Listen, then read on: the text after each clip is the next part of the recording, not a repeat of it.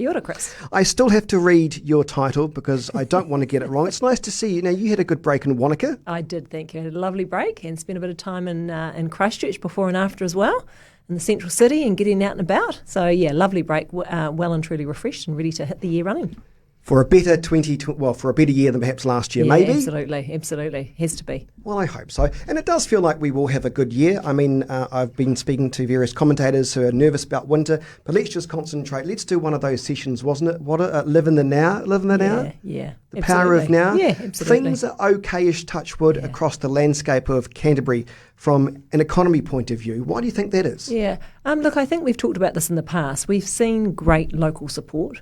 And that has certainly paid off. In the last quarter of 2020, we saw an increase in spending across the city and across the region, and we saw an increase in domestic visitors, which is great. Doesn't quite offset the international tourists, but it's certainly helping with our economic recovery. So we've got some sectors that are doing really well, and we've still got obviously some sectors that are struggling with the results of COVID being an ongoing issue. It'll continue to be a big issue this year with no international tourists. Some of those sectors will continue to find it pretty tough. But overall, we're actually doing pretty well.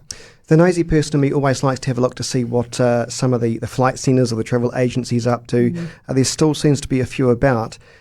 Could I suggest that's domestic tourism, or do you reckon they're still doing refunds for those large international opportunities that can't be had at the moment? Yeah, look, I mean, I think if you look at the domestic tourism across New Zealand over the summer alone, I mean, that has been hugely positive for the tourism sector, for hotels, motels, for the travel sector in general. So, while people can't necessarily travel overseas, I mean, you can travel overseas, but obviously it's a bit of a mission to get back, then, the locals will continue to support the good tourism offerings here in New Zealand. So, let's hope that they continue to do that. But it does, raise the issue of the next big question is border management and when we can open those borders safely and how we're going to have a plan in place to do that. That is probably going to be a long way off, isn't it? I mean, there were some sneaky hopes with Australia, but it just goes to show that this virus is doing its own dance. So with the real possibility that no borders will be open for the rest of the year, do you think that businesses are doing enough to try and make sure those people still come through the doors, those domestic tourists?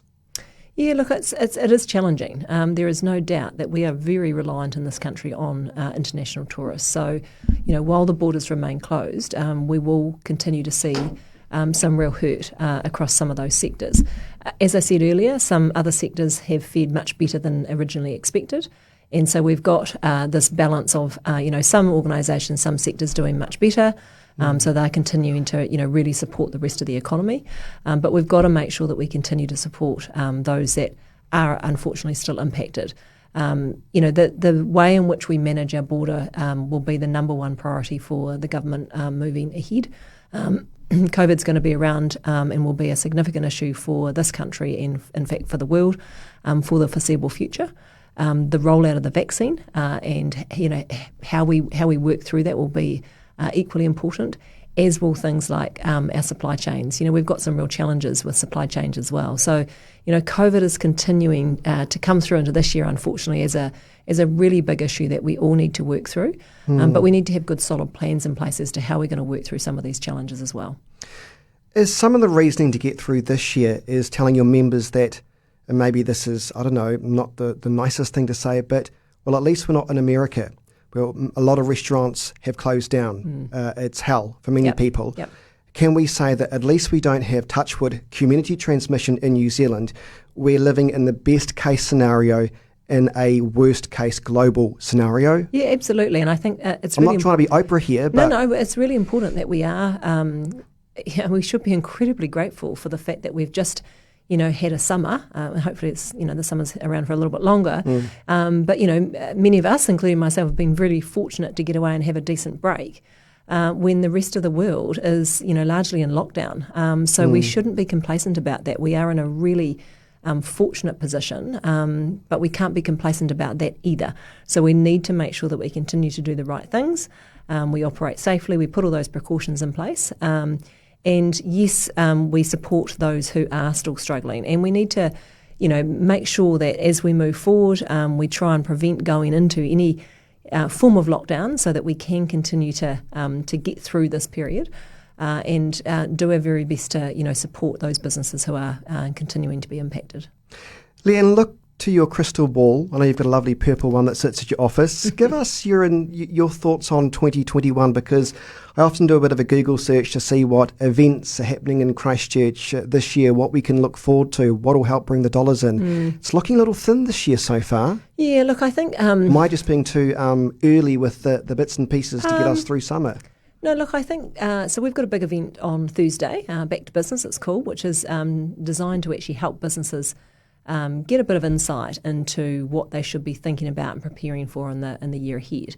And I guess, my sort of views around that is, as I mentioned, COVID will continue to be, one of the most significant issues that we have to work through.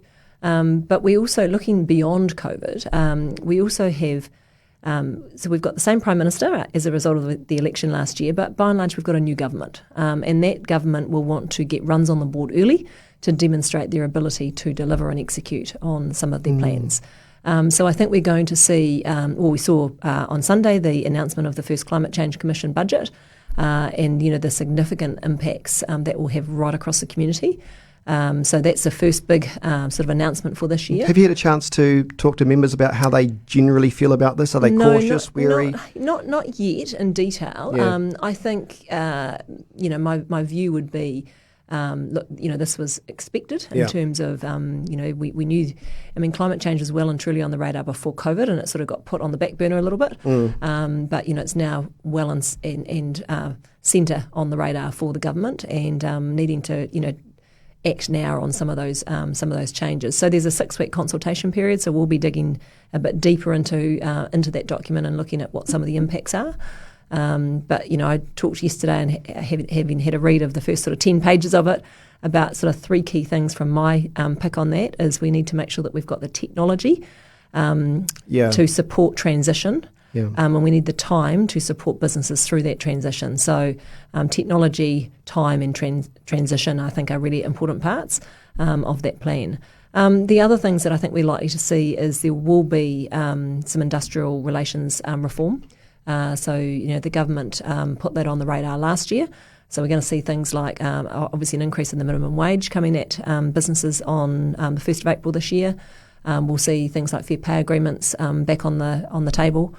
So we'll expect to see a bit more of that. And we'll also potentially things like the Resource Management Act reform, long-awaited reform that'll be back on the table, as will water reform. So there's quite a lot of change coming. Yeah, a lot of work to do, a lot of change coming. But there's also equally some real opportunities in some of those areas as well. So I think, if businesses can sort of try and look optimistically and think about the opportunities. I hate to say it, but we're all going to have to get on the climate change train, because if we're left behind, we're left behind. Yeah, absolutely. It is what it is. My final question for you, and I've answered it already, is when will we return to normal in your view? But I think we are in the normal now. This is our normal. And I think if we continue to try and seek what normal is, we'll never feel happy. It's like that same thing about trying to seek happiness as opposed to just being in the now. Nellie's nodding her head. And just because you're leaving, Nellie, and that's your happiness. I think there is a tendency whenever we go through these sorts of situations to want to get back to the normal. But actually, we've been through this, several times in Christchurch, that when we sort of have a crisis, we always talk about getting back to normal. But actually, I think we've got a unique opportunity right now to actually fundamentally shape a different and better future. So we need to leverage off what we've learned in the last 12 months. We need to leverage off the opportunities and the possibilities around some of the changes with climate change. So we have to see these as both challenges but also opportunities and how we can leverage from those. So I think it's a new normal and it is taking an opportunity to shape a better future for all of us, regardless of whether that's in business or in life in general. I think we do have an opportunity to think differently as we move forward. Really appreciate your time this morning, and really nicely said. Great to see you. You can send me the invoice for the counselling session later. That's right, I will. Really enjoyed your time this morning. It is Newstalk ZB. Talk to the team at